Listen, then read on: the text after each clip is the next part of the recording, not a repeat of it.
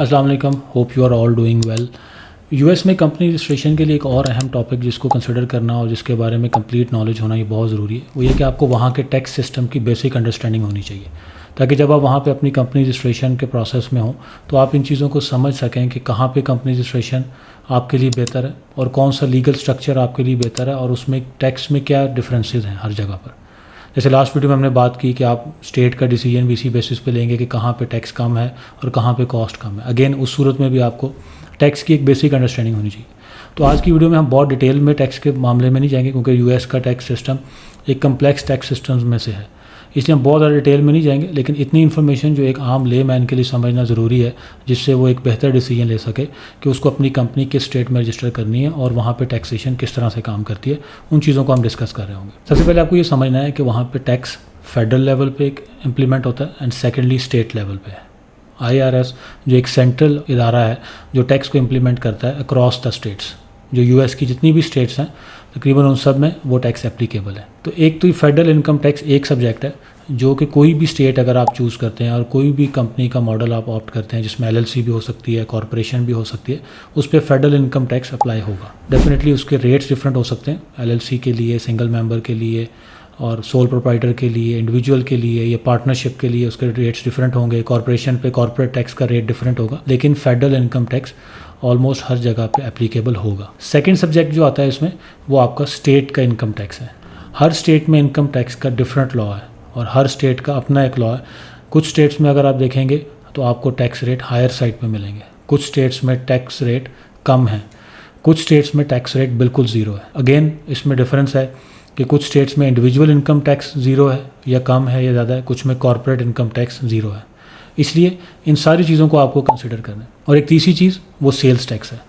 आमतौर पे सर्विसेज पे यूएस में सेल्स टैक्स एप्लीकेबल नहीं है मोस्ट ऑफ द केसेस, लेकिन कुछ ऐसी सर्विसेज भी हैं स्पेसिफिक नेचर की जिन पे सेल टैक्स डिफरेंट स्टेट्स में हो सकता है। लेकिन जनरली स्पीकिंग सर्विसेज पे, जैसे IT सर्विसेज की हम बात करते हैं या कुछ और जनरल सर्विसेज की बात करते हैं, उस पर सेल टैक्स नहीं है। लेकिन अगर आप प्रोडक्ट्स में, फिजिकल गुड्स में डील करते हैं तो most of the cases sale tax involve हो सकता है। लेकिन सेल टैक्स एक सेपरेट सब्जेक्ट है और अगेन ये भी स्टेट लेवल पे हैंडल होता है।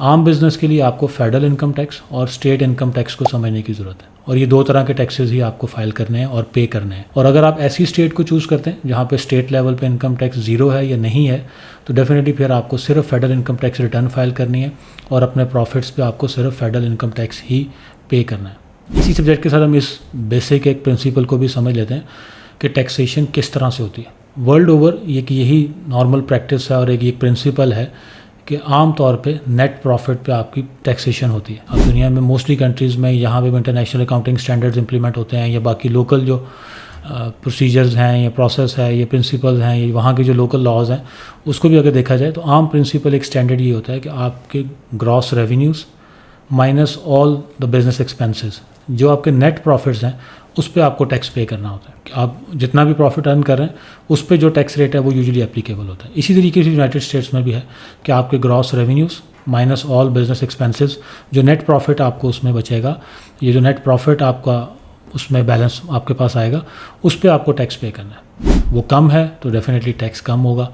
If you are earning more, आपके प्रॉफिट्स ज़्यादा हैं, तो आपको डेफिनेटली हायर साइड पे टैक्स पे करना होगा। और अगर ब्रेक इवन है या लॉस है तो उस सूरत में आपको टैक्स पे नहीं करना। और कॉरपोरेशन या कुछ और स्पेसिफिक केसेस में आप इवन के उन लॉसेस को कैरी फॉरवर्ड भी कर सकते हैं अपकमिंग ईयर में। लेकिन डेफिनेटली ज़्यादा डिटेल में हम इसमें नहीं जाएंगे क्योंकि वो और सिचुएशन कम्प्लेक्स हो जाएगी। कंपनी रजिस्ट्रेशन के प्रोसेस को स्टार्ट करते हुए जो चीज़ें कंसिडर करनी है वो यही है कि फेडरल इनकम टैक्स हर जगह एप्लीकेबल है।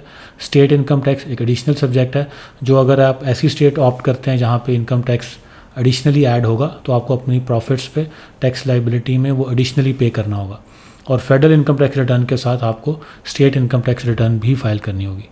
जस्ट फॉर एग्जांपल, अगर डेलावेयर में आपकी कंपनी रजिस्टर्ड है तो आपको federal income tax return plus Delaware state income tax return दोनों फाइल करनी है।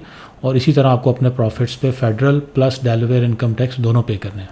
इसी के कंपैरिजन में अगर आप फ्लोरिडा या टेक्सास को ऑप्ट करते हैं या इवन वायोमिंग की तरफ जाते हैं, उस सूरत में क्योंकि इन तीनों स्टेट्स में, इसके अलावा भी और स्टेट्स हैं लेकिन इस वक्त हम इन्हीं की बात कर रहे हैं, तो स्टेट लेवल पे इनकम टैक्स ज़ीरो है, तो आपको सिर्फ federal income tax return file करनी है और अपने प्रॉफिट्स पे जस्ट फेडरल इनकम टैक्स ही पे करना है। तो ये मेन डिफरेंस है जिसको, और ये चीज़ें हैं जिसको आपको कंसिडर करना है वाइल मेकिंग योर डिसीजन कि आपको किस स्टेट में अपनी कंपनी रजिस्ट्रेशन करवानी है और आप किस तरीके से हर साल उसकी टैक्स फाइलिंग कर रहे होंगे। एक और फैक्टर जो इसमें इन्वॉल्व होता है, उससे लीगल स्ट्रक्चर से भी टैक्सेशन में फ़र्क आता है। सिंगल मेंबर एलएलसी अगर आपकी है, एज ए नॉन रेजिडेंट आपने यूएस में रजिस्टर करवाई है, उसकी टैक्स फाइलिंग रिक्वायरमेंट्स और उसके टैक्स रेट्स डिफरेंट होंगे। इसी तरह पार्टनरशिप फर्म है, उसका थोड़ा सा डिफरेंट फॉर्म्स हैं, डिफरेंट फाइलिंग रिक्वायरमेंट्स हैं और चीज़ें। कॉर्पोरेशंस के लिए फाइलिंग रिक्वायरमेंट्स टोटली डिफरेंट हैं और कॉर्पोरेट टैक्स रेट भी फिक्स है और डिफरेंट है। इसलिए उन चीज़ों को भी डिसीजन मेकिंग से पहले समझने की ज़रूरत है और इन चीज़ों पर हम कोशिश करेंगे कि डिटेल में जब हम इस पर डिस्कस कर रहे होंगे कि एलएलसी, कॉर्पोरेशन और सी कॉप, एस कॉप, ये सारे मॉडल लीगल स्ट्रक्चर्स क्या हैं, इनमें क्या डिफरेंसेस हैं, वहाँ पे हम इसकी टैक्सेशन पे भी ज़रूर बात करेंगे। सेल टैक्स अगेन उस पर हम एक अलग वीडियो में ज़्यादा डिटेल में बात करेंगे, लेकिन अभी के लिए ये है कि वो सर्विस बिजनेस के लिए ज़्यादा रेलिवेंट नहीं है। प्रोडक्ट्स या फिजिकल गुड्स में जब आप डील कर रहे हैं तो डेफिनेटली फिर आपको ऐसी स्टेट चूज़ करनी है जहाँ पे सेल टैक्स कम हो। अगेन उसकी जब डिटेल में हम जाएंगे तो मोस्टली उसमें भी डिसीजन मेकिंग में डिफरेंस हो सकता है, क्योंकि आमतौर पे सेल टैक्स जहाँ से कस्टमर ऑर्डर प्लेस करता है या आपका कस्टमर जहाँ से बिलोंग करता है वहाँ के रेट्स के मुताबिक चार्ज होता है। लेकिन अगेन आपको एक अपनी बेस जो है वो तो किसी एक स्टेट में बनानी है जहाँ पे आपको सेल टैक्स रजिस्ट्रेशन करवानी है और वहाँ पे आपको अपनी फाइलिंग करनी है।